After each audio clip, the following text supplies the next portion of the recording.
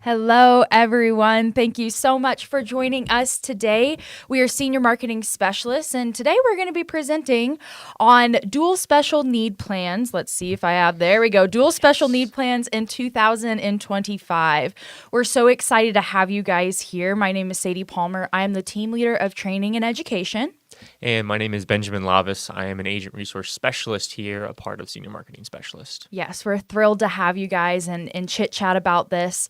I get to just kind of be our guide today, throw in some colorful commentary. Ben, whenever all these changes were made last year, you and another person on our team really hunkered down and dedicated your time to learning about all of this sort of stuff. So I'm so happy to have you on here as our expert for this. In true fashion, when no one wanted to learn about it, I did. And so, yeah, I'm excited to be able to share both some insight that I've learned with all of the changes, and just I have also just from personal experience have seen how these types of plans or this type of system can really benefit others and those that are in a needing position. And so, yeah, this is something that I'm super passionate about, just trying to help agents understand the opportunity that is surrounding these dual special needs plans and how they can truly benefit our seniors and those beneficiaries in general. Yeah, absolutely. Thanks for being here. Guys, before we get started and jump into it, I have a few housekeeping items. First thing is going to be, you can comment in live chat during this. We love to interact with you guys. It makes our job a lot more fun. You get a lot more out of it. So please feel free to use the live chat. If you don't have a YouTube account and you're not able to comment, please feel free to text this number. This isn't my personal number, so don't worry. I won't have your personal number.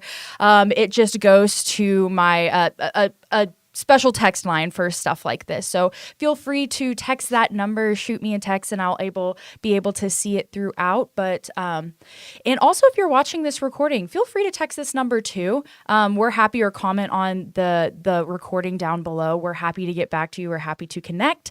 And speaking of which, in the description box, there's going to be a link for a contact page. Basically, if you have any follow-up questions or you want more information, it sends us a notification of, hey, I am this person, I want to talk about this, and here's how you can contact me. We promise we won't spam you. We're just here to we just wanted to give you guys an easy way to follow up with us, and we love to talk with you guys. Look, I want nothing more than to have someone reach out to me to talk more about DSNP, so I would happily accept any contacts, and we can talk about other fun things too, about making sure your agency is seizing opportunity that's out there. So you heard the man. Click on the contact page in the description box below. Or else. Dun, dun, dun. I was waiting for it. Okay, guys, let's go ahead and dive right in. One thing I want to say to give sort of context as to why we're even doing this webinar today is because in the last year, almost exactly a year, it's been since the final ruling stuff came out, there was a lot of shakeup in 2025 to the DSNP market. Now, it was always a niche market. It was always something that was underserved, but now more than ever, because these new changes brought a lot of confusion and brought a lot of change along with a lot of other changes to your regular book of business and your regular day-to-day. A lot of people kind of tapped out and they were like, we're out. So today isn't going to be a total DSNP 101, but it is going to be kind of a 201 that is a 101 of the new changes. Yeah. So we'll dive through the changes. We're also going to start with talking about just going over the opportunity of DSNP, because I think that, again, whenever people heard about all these changes that were coming, they were confusing. People were like, I'm out. So there's less people than ever. And the thing is there's a lot of phrasing that there is less opportunity, but I wouldn't even say that there's less opportunity. It's just not as accessible to get to those people. And also, just in general, a really great business practice for basically everything that you're in is to find a niche. Yeah. And DSNP is a wonderful niche that you will have our backing on, that you will have your community's backing on, that you'll have carriers backing on.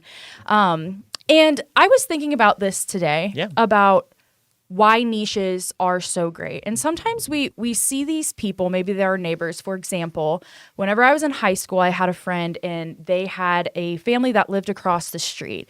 And the neighborhood was a nice neighborhood, but it was a little bit older. And this house kind of stuck out like a sore thumb because they bought the land and it was this very extravagant house. Oh, wow. And then one day I see they have family over. We're outside. We're like hanging out. We see they have family over. And long story short, they bought their granddaughter a BMW. And I said, what in the world are they doing in order to do that? Are they hiring Not that grandsons? it's, yeah, literally. Not that it's any of my business, but they told me, the friends, they said, oh, what he did was he created some special part that is involved in the process of whenever you swipe your card and the information is transferred to a computer.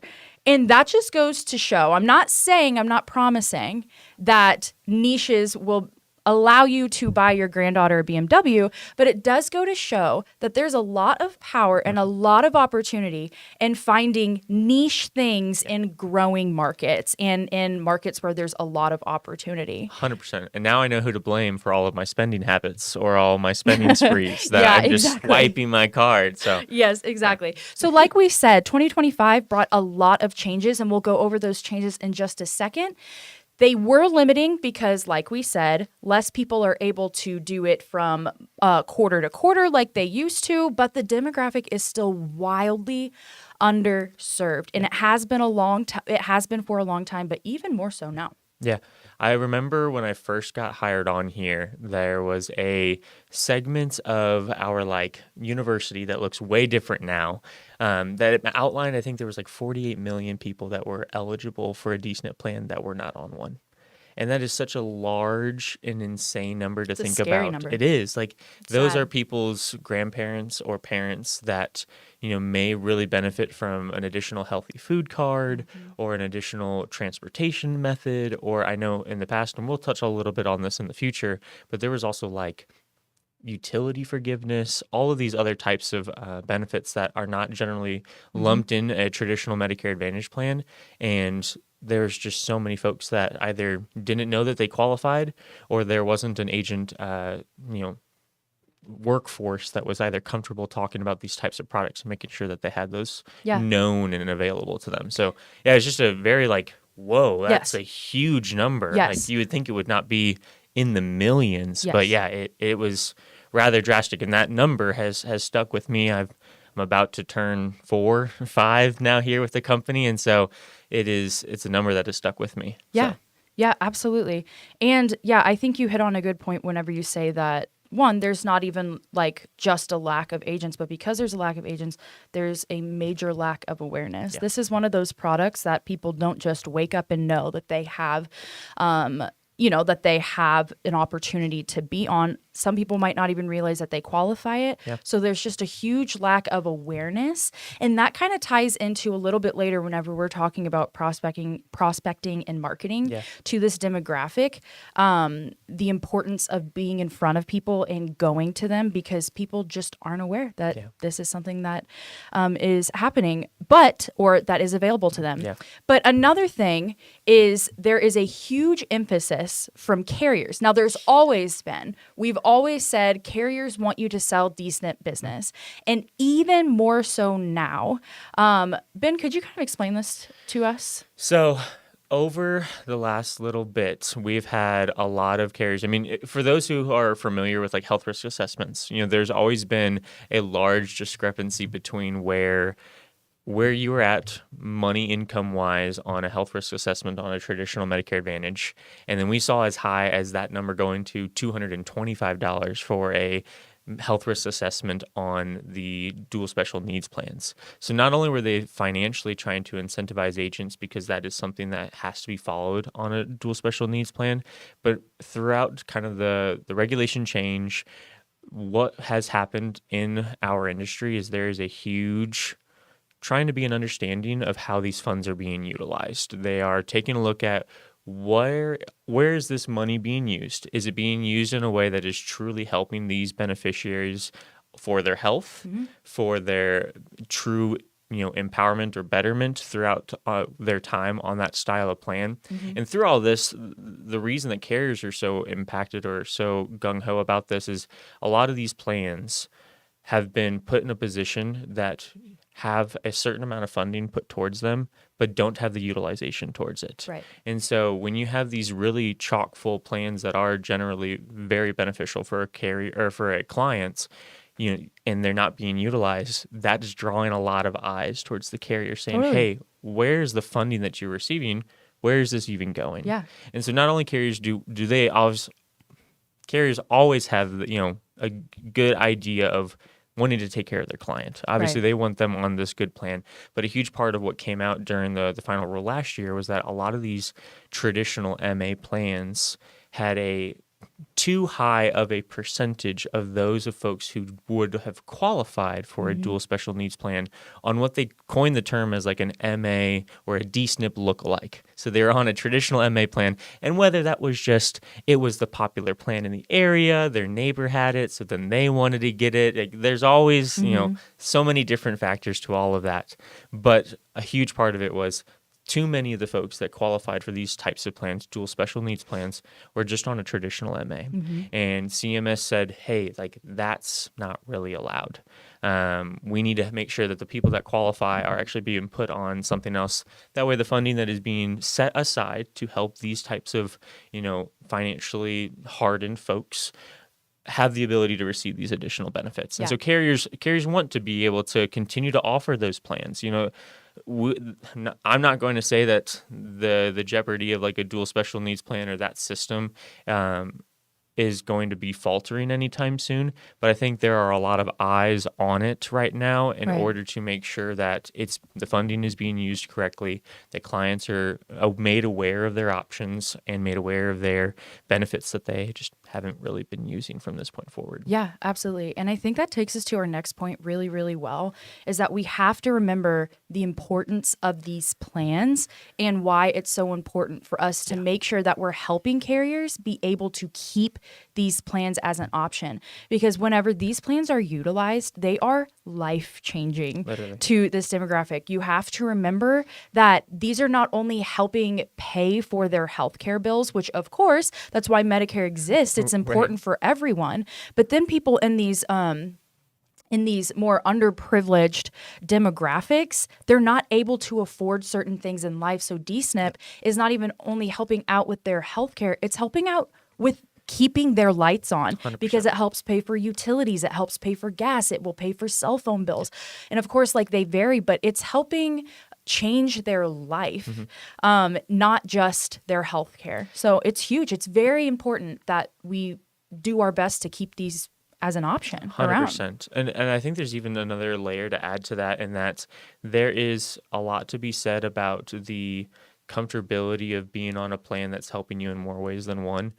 There is such a benefit to knowing that you don't have to, we talked about utilities in the past, you don't have to worry about paying for your water. The stress level that comes down on you as a person who may be struggling financially, it allows your body so much more time and ability to heal itself. And Medicare Advantage plans, these were put into place to try to keep these seniors or beneficiaries healthy. That's their goal. We've always heard a tale as long as time, in the sense of if you're super ill or a high utilization client, then you should probably not maybe be looking at a Medicare Advantage. You should be looking towards a supplement. Well, Medicare Advantage has always coined that term or taken this group of folks that, hey, you're doing all right now, and this plan's going to help prevent you from getting ill or prevent you from, trying to keep you healthy. Right. Well, these plans do that on a whole other layer. It is, especially today, more than ever, expensive to live a healthy lifestyle. That's just the truth of the nature. Yeah. As someone who likes to pride himself to some degree about trying to go to the gym and waking up and making sure that the food that's entering my temple is actually benefiting me as a human, there is a cost to that, and that's partially, that's a whole other conversation we could go into. That's a whole other conversation for a whole America different webinar. as a whole. But these plans help not just in the health and like the health aspects or the health management that we've talked about, like they are reducing other layers of stress Yes. that allows that body to heal itself, to work for itself. And so they're truly preventing, Yeah. illness that is both physical and mental. I mean, there's so much to when you know when your next meal is coming to you, all these different aspects. So there's a huge importance to this product specifically and how it will be altering. It's going to be changing. I think that's kind of where we're getting to is we're going to be seeing DSNPs are not going to look like what they have in the past, but they still have a really strong position here in the industry. And if anything, we might have even more folks qualifying for them than they ever have before, depending on how the economy is going. Yeah. And so it's interesting. I hope today you guys take a message away, not that like this isn't a product that's going to like get you rich quick. That's never been Medicare. Like this is something where this is a product that will help genuinely your client. And if you can help your clients will always turn around and help you. That's how you run this type of business. That's how you stay in this industry for a long time. Yeah. That's how we helped all of our agents, and we're doing all right ourselves. So yeah. And I mean, that's why people get into this business is because you don't join this business and make it very long if you're only in it for the money and there's no part of you that's here to help serve the seniors in your community. And so the people who are selling these products, who are serving the senior demographic in the insurance industry, we're here to help serve people and also make a buck while we're at it and so find ways in which to combine that so we can continue to do that. Yes. 100%. And I think DSNP truly is the epitome of that in our industry. Now, we're about to go into the changes here of things that have happened. Again, they're not new. We're June. Yeah. We're in June here, but we just wanted to help remind people kind of midway through the year some of the changes that happened in case you were one of the people that were like, hey, we want to tap out, get out of here. But keep all of this in mind while we go into this because, again, these changes were complicated. And so just keep that heart posture, keep that in mind while we go into these. And, of course, always know that we're here to help you. Yeah, 100%. Yeah. Ben, take it away. So the biggest thing that took place over the last year, and I think the thing that kind of was flashed in the news or flashed in agents' minds is that there's no longer an opportunity to get clients on DSNP. The monthly the quarterly election period that we had known as LIS maintaining is no longer available. So like, how the heck am I even going to get clients on this plan? Right. I'm told all the time that they're super beneficial, but they just took away one of the easiest or best ways to get people actually onto this good plan. How does that make any sense?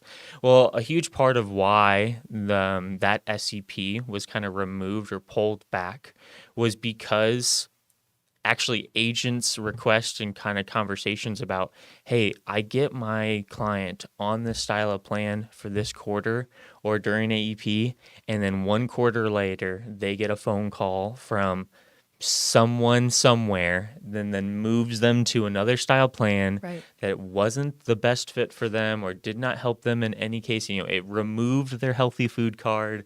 These things, their over-the-counter card that they had access to, that they were getting, these beneficial pieces for, they no longer have access to that. And in a way, these plans were causing a lot of strife, not only with on the agent side, but then also hurting the beneficiary as a whole, because what they had come to be used to was now changing every quarterly. I don't care who you are, the position you're in. If you are constantly on a foundation that's changing quarterly, you're never going to be able to settle into actually being able to utilize that to the highest capability. That's so true. It being removed is actually in an attempt to help the beneficiary stay on a plan that the agent that they are trying to advocate for got them on and worked with them to actually get onto something that is beneficial and then stay on it. Yeah. So it should have less call centers or any organizations that may be trying to move your client from one bucket to another through all of this.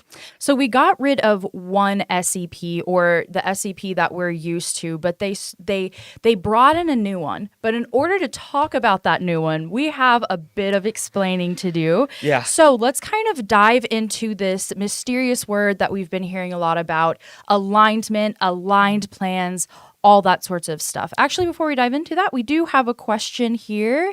Let's see. I think it's a good thing because people were changing like crazy and they didn't even have time to use the plan. That's exactly right. Yeah. Yes. Yeah, exactly. So hopefully a lot of these changes you'll see right now, they kind of cause a lot of chaos, but maybe I think the hope is soon it'll get to be a little bit more streamlined and easier for 100%. everyone. I'd be interested to know, like, the agent. Sorry, my glasses probably need to be updated. I need to be using my benefit as well, trying to make sure. But if you are outlining that you see this as a positive change, I'd be curious to know: are you already servicing the DSNP market? Because it sounds like you have personal experience from having your clients moved from one hand to the other and just not being able to see that. So I agree with you completely. This, as much as it was painted as a, oh my gosh, they're getting rid of this, it really is a, hey, we're actually protecting both you as the agent of record that spent the time and got them on this plan, and the beneficiary who now understands, okay, no, this is the plan I'm on. It's not changing every quarter. Yeah. I know how to utilize it. So, but touching furthermore on kind of aligned and integrated and all of these other big fancy words that got thrown out. So the whole goal of CMS, and I'll start it like this. So by the year 2030, their goal, CMS's goal, is to have all plans of this nature on some type of integrated style plan. And when I say integrated, they are meant to be part of how the state runs the Medicaid office. So for those that are a little maybe less familiar, you have Medicaid is generally ran on the state level. That way they're taking care of the funding that they're receiving or trying to put into place through state programs. That's through the Medicaid and state Medicaid side. Medicare, obviously being a federally funded program, is taking a look at health insurance as a whole. Now, in order to integrate them together, states specifically are allowed to provide contracts to a carrier in order to act as a MCO, which stands for Managed Care Organizer or organization, in order to help facilitate and really just have all of this taken care of under one roof. Yeah. That's really the main goal of a lot of this, is when you have right hand talking to left hand, there's going to be discrepancy. There's going to be things that just don't make sense or align with one another. But if you can get them on the same side, and utilize the funds better, there's less overhead or administrative funds that have to be not wasted, but utilized in a different way that could then be going towards benefits to benefit the client better. So the whole goal is to have the same organizations that are helping you on the Medicare side to help you with your Medicaid side. That way it's coming out of kind of the same mouth. Yeah. And in order to align those together to make, those two companies be the same, so we have outlined here, so align meaning that Medicare and Medicaid coverage are coming under the same carrier. They introduced a new special election period. So this type of style depends on where you are in the nation, what state you're a part of. So here in Missouri, we actually don't have any like integrated style plans. We don't have a carrier that is taking care of or helping the state run the Medicaid side and organize that with any beneficiary. But yes, exactly. There are many states surrounding us that are showcasing, hey, this is the carrier that is helping you through your Medicaid, and they also offer Medicare. And I think one of the things that I want to pause real quick and outline is you do not have to be on the same DSNP plan that is offered by the MCO. There will still be other carriers that are offering dual special needs plans in a state, even if that carrier does not manage the care on the Medicaid side. So if, I'm going to use Illinois as a good example because they are one of the newest states. And when I was reaching out to certain folks, I was kind of teasing that we might talk about a state that is new to this. So currently, if anyone is in the, see, Patricia just outlined, like Illinois. She beat me to my punchline. So for the longest time, they've been on what's known as an MMAI system. If anyone has dealt with the MMAI system, which I think is just like Medicare, Medicaid integrated association or something along those lines. I'll be honest, all I ever wanted to memorize of it was the abbreviation. I didn't want to get into the specifics. We can only hold so much stuff in our head, okay? Exactly.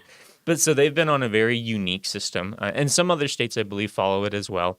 But it's very unique to Illinois. And of or starting in January 1st of 2026, they will be switching over to this integrated style plan. I believe they're going to what is known as like a HIDE or FIDE, HIDE or FIDE, and that just stands for highly integrated or fully integrated style plans. So, we'll have a list a little bit later on that kind of showcases the states that have these types of plans. But the main goal with these HIDE, FIDE states, and I'm going to use that probably a good amount over the next little bit, is those are the states that have offered contracts to carriers to manage the Medicaid side, and those carriers are also going to offer a dual special needs plan. That way, if the client is with them for Medicaid, they can then use or get onto the Medicaid or care plan as well, and both of them will be made and operated through the same carrier. So I know it's funky, it's confusing. If you can take a step back and kind of view it, it's really not all too scary. It's basically the main goal of all of this is to make sure that the carrier that is taking care of their Medicaid and then the carrier that's taking care of their Medicare are the same. That way that it is just better to coordinate and better to utilize the funds that are being made available. Yeah, that's the big thing. That's the big kind of understanding of what took place over the last year. Yeah. We are making a shift from every state figure out how you want to do Medicaid into a structured system that is, hey, there is actually a lot of benefit of this being more unified and understood on the same level.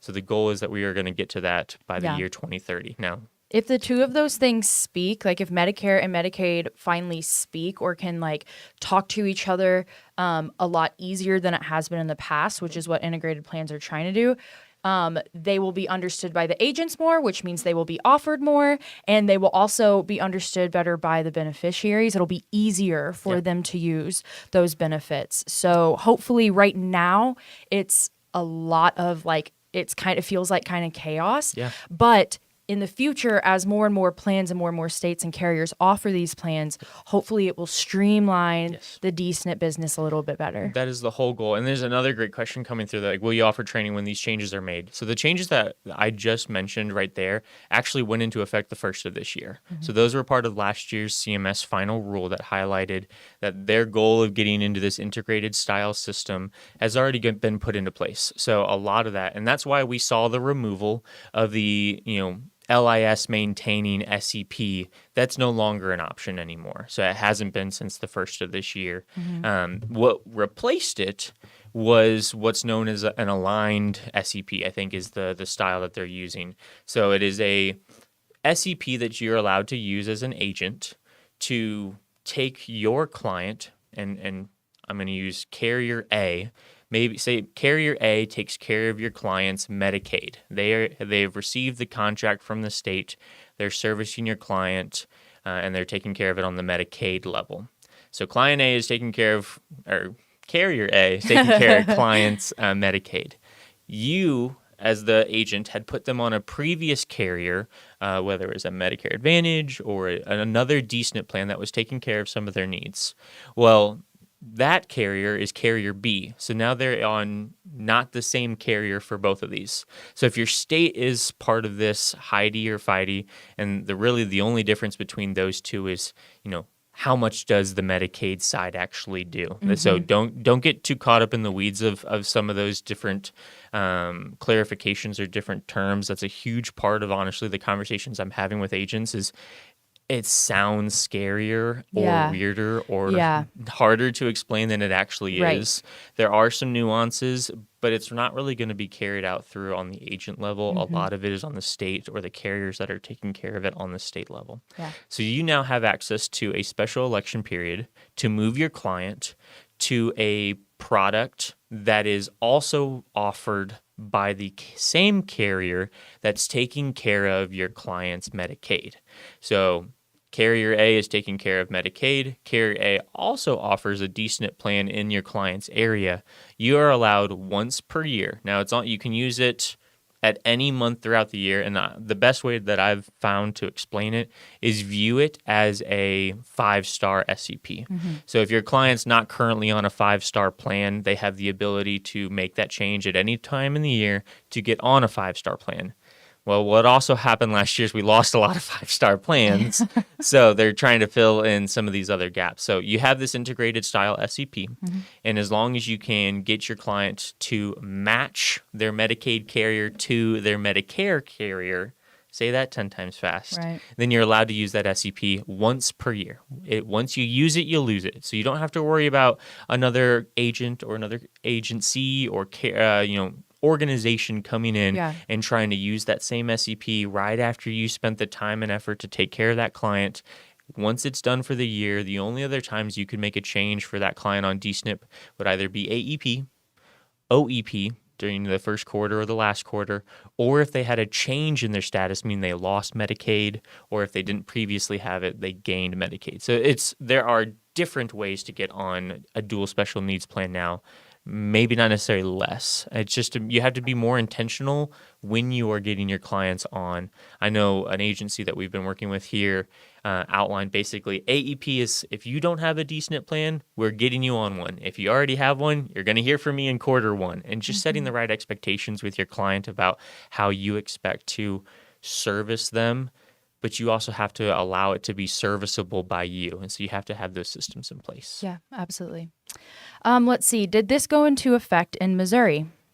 No. Yeah. Not yet. So this is one that has not been proposed, but Missouri will kind of be pushed or, suggested that they should move to this style of plan by the year 2030. That's CMS's goal. Now, I don't think there's anything that's driving home that year.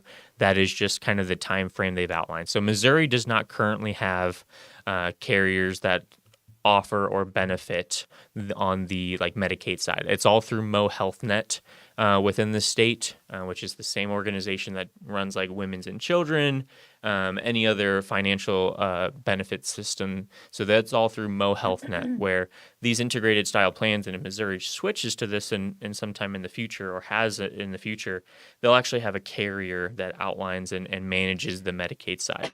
So Illinois, as an example, had MMAI. And now they switched over, and I believe Illinois offered the Medicaid contract to 4 carriers: Humana, Aetna, Meridian, and Molina. So those are the 4 carriers that will offer assistance or understanding or organization of Medicaid throughout the state of Illinois starting 1/1/2026. That also means anyone who was on MMAI will have to make a shift to one of those carriers for their MCO on Medicaid. And therefore, during AEP, you may want to have conversations with these types of clients to make sure that they are already aligned or on a plan that is benefiting them very well. Kansas also does. Just had a recent change. I think Aetna pulled away from their slot and helping with they were one of the managed care organizations that was helping CanCare, which is kind of their system. The fun part is all of the different names.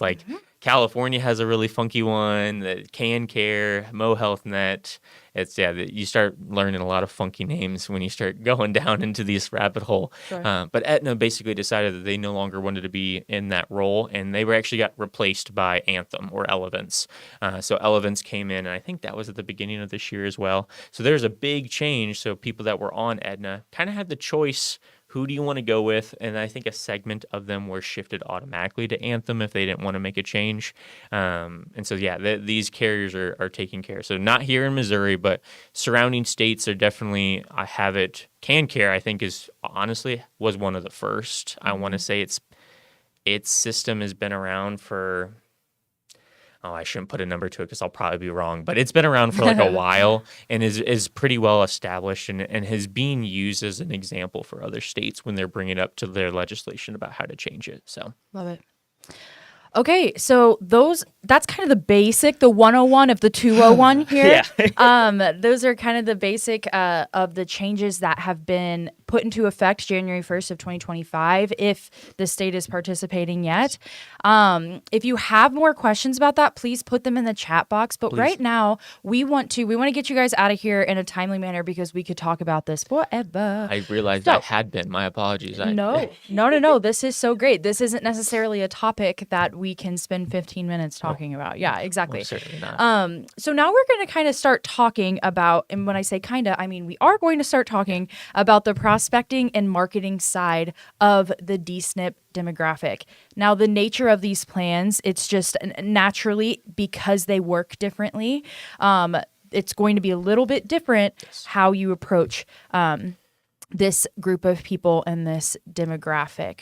One thing that we say often whenever it comes to the DSNP market is you are going to have to invest time and you're going to have to invest in the relationships. Now, this is something that obviously people have an emphasis whenever they get into this business. They know a lot of times you get into this business because you love having relationships with people. Yeah. You love helping people. You love getting in front of them.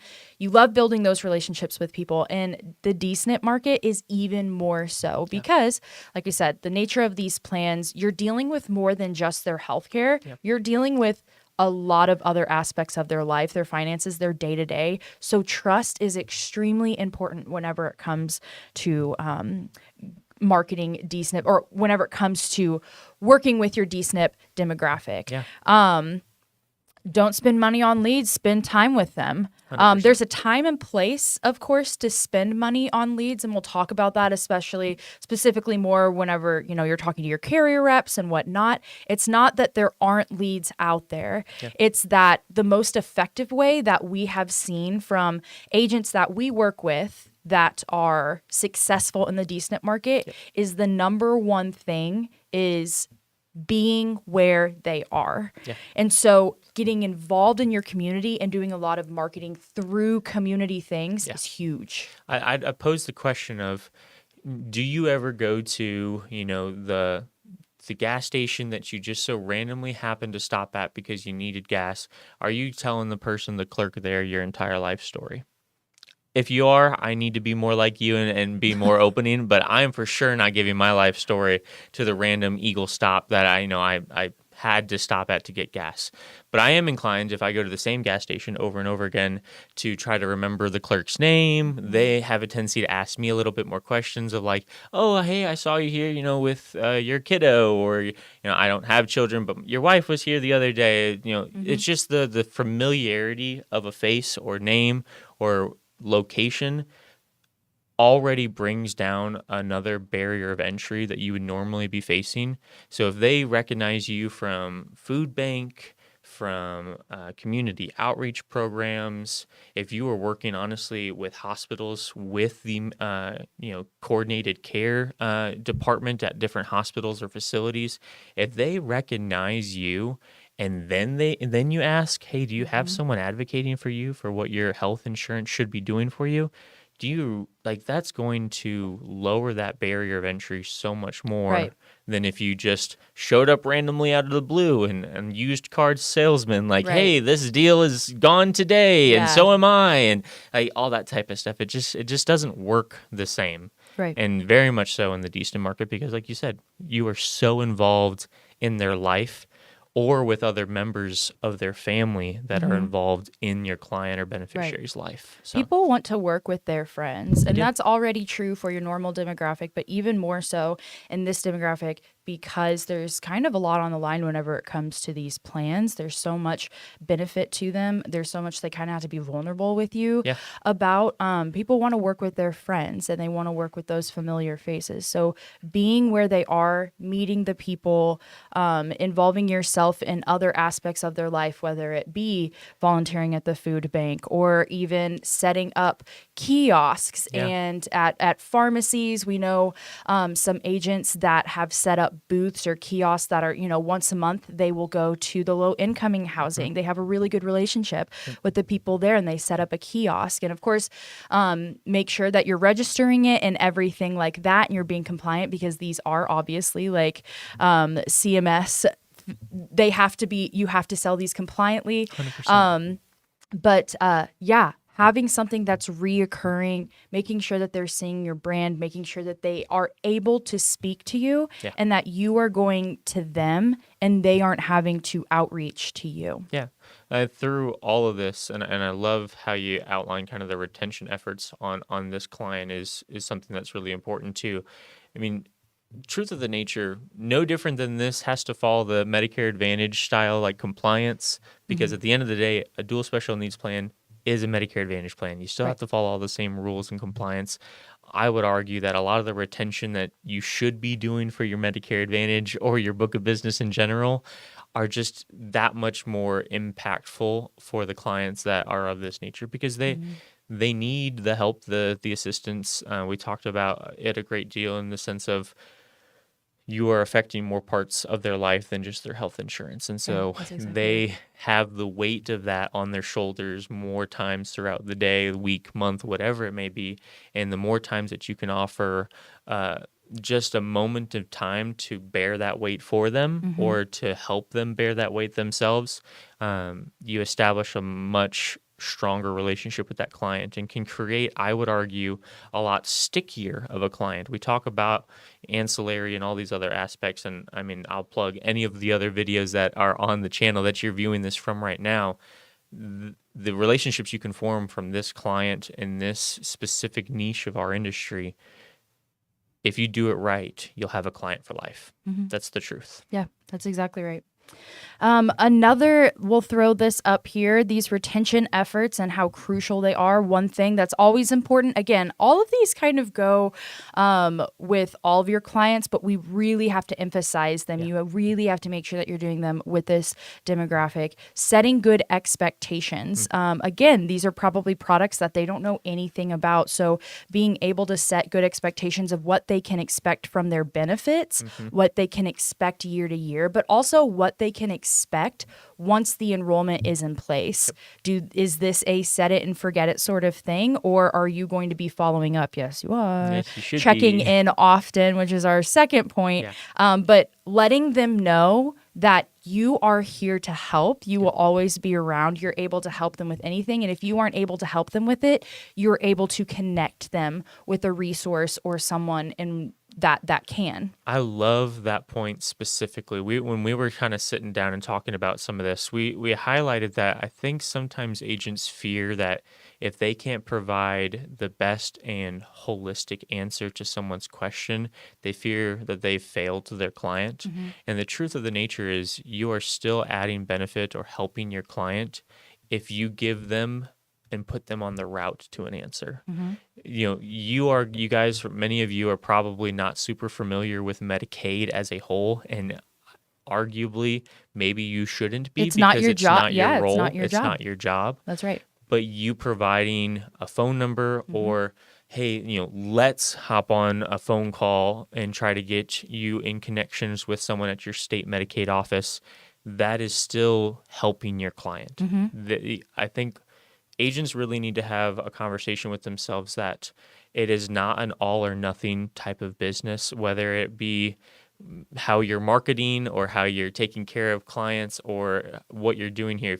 It's okay to not provide the full answer, not out of negligence, but out of this isn't my specialty. I'd be doing you a disservice if I tried to fill this spot because I know someone can do it and specializes it and talks about it 9 times out of day instead of 1 every 70 days. Right. There's power behind that. It should be freeing for the agent, and you're still advocating and helping your client. That is not a failure in any regard. Well, and specifically with this, Medicare and Medicaid have been so separate for so long that these people are used to it being different. They're That's used true. to if they're getting government assistance like through Medicaid or something like that, they're used to having to talk to different people. They're used to having to call different offices and whatnot. So they'll understand that. But also, I feel like anytime, whether it's like I'm at a bank or I'm calling customer service or something like that, if someone says, that's not my specialty, I'll connect you to someone else. As the consumer,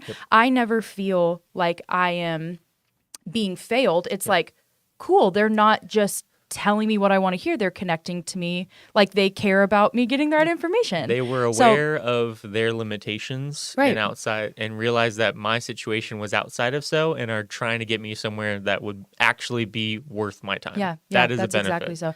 And honestly, just being able to say, no, I can't help you with that. I'm not 100% sure. I'd hate to give you an answer that isn't correct, but here's this number. I've had people call it before. This is where they normally get the answers from. That is so helpful. Just being able to throw someone a bone like that is like, so nice. And I wish, honestly, that there was that kind of service in a lot of other areas of your life, because a lot of times it's like, okay, cool. Well, they can't help me. Where do I go from here? Yeah. Just being able to say, go to this website, click here, or call this number is extremely helpful. There's a whole other side of this too, that there are carriers that are doing the same exact thing, but to agents. They want to help you through this process of introducing this niche of this industry into your book of business, into your sales process and what it looks like. Carriers not only had been doing all of these HRAs, which is a whole other aspect with a CMS final rule and some of the budget reeling in that has had to happen over the last year and a half, maybe even 2 years. Maybe they're less inclined to try to financially motivate those with health risk assessments, but they are still very much so on board to go with you to certain locations, put on events to reach this target market. Many times they have systems in place that are trying to capture this type of demographic as well, because they believe their plan can benefit them. And they would much rather take that and send it to someone who's a part of the community, someone who can meet face to face, than try to offload it to a call center. That's the call center side of this is just, yes, they win maybe on some of the ones when they had an SEP that they could move them whenever, but this is a client that, the call center is definitely not holding on to that business as well, as because they're longing for a relationship. Like we started all of this with, your most important resources and assets throughout this in taking care of this demographic is your time, and which is a valuable resource, and the relationships that you're forming through that. So establish those relationships with your carrier representatives, because they're going to be a huge advocate for you. They bring in a sense of, this person knows what they're talking about. They have a relationship with the plan that they're trying to get me on. That says a lot when you are not just showing up and sliding a piece of paper across the desk for them to sign saying, no, I worked with this carrier. We wanted to be here together. We're trying to reach the community as a whole. That is a huge part of all this. And between us and this camera, the carriers want that business. They want you guys so badly to help the client to the fullest of capability with their plans that they have available. They want that. So reach out to your carrier reps, whether it be, for all of the other events you likely should be doing as well, but specifically on, hey, I want to introduce the dual special needs market into my book of business and my clientele.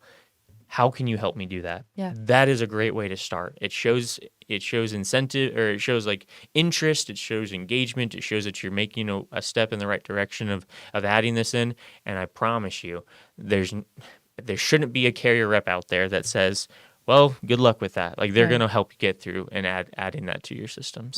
Yeah, that's exactly right. Okay, guys. Well, we are 47 minutes into the hour, so let's go ahead and start taking some questions. If you have any questions, please feel free to throw them into the live chat here, or text this number that's right here. I will be able to answer it here for you. But while we're waiting for those questions to come in, just want to show you our contact information. Of course, you can click that link down below, that contact page that is in our description box. But also, here's our phone number. Here's our website that has a live chat of its own on there. That way, if you're with the client or you're on hold with the carrier or something like that, you're able to live chat and chit chat with us while you're on the phone. Or if you just feel like not speaking to us, that's totally fine too. I'm a live chat girly. SMS-university.com. That is our university. Right now, it's kind of going through, it's being rebuilt a little bit. So, but there's still some, we're adding some new content on there, updating some stuff, but there's still really great things on there, especially like our mock appointments. That's our newest series that's on there. If you just want to see someone go through multiple different types of appointments. We have a plethora of like 6 or 7 in there. You can watch those. And then, of course, our YouTube page is chock full of things like you're watching right now. If you want to watch this recording, if you're watching the recording, you've already found it. But if you're watching this live, you can go to the live tab on our page and find this recording here if you want to go back and look, as well as a lot of other content. We put out a video each week, and it's always on topics that we are actively hearing and are relevant with our agents now.